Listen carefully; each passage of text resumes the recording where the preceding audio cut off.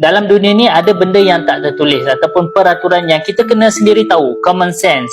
Kalau korang buat, orang akan respect, orang akan hormat korang. So ini adalah unspoken social rules yang korang patut tahu. Yang pertama, jangan tanya soalan personal ataupun soalan yang deep kepada orang yang baru je kita kenal. Contohnya macam bila nak kahwin ataupun kenapa nampak berisi. So kita baru kenal, kita kena jaga batas. Jangan anggap semua orang boleh selesa dengan kita dalam masa yang singkat. Yang kedua, kalau guna barang orang, pinjam barang orang, pastikan kita pulangkan dalam keadaan yang sama ataupun keadaan yang lebih baik. Contohnya pinjam pen member, pastikan kita pulangkan balik pen tu. Ataupun pinjam kereta member, janganlah kita pulangkan kereta tu dalam keadaan minyak kosong. So isilah sikit sebagai tanda perhargaan kita kepada orang yang bagi kita pinjam tu. Yang ketiga, jangan kita menyampuk ataupun jangan kita potong orang yang tengah bercakap. Bagi dia habiskan ayat dulu, baru kita respon. Ini tanda kita hormat dan kita mendengar apa yang orang tu cakap. So korang rasa ada lagi tak unspoken social rules yang korang nak orang lain patut tahu? Cuba korang komen dekat bawah. Jangan lupa like, follow and share.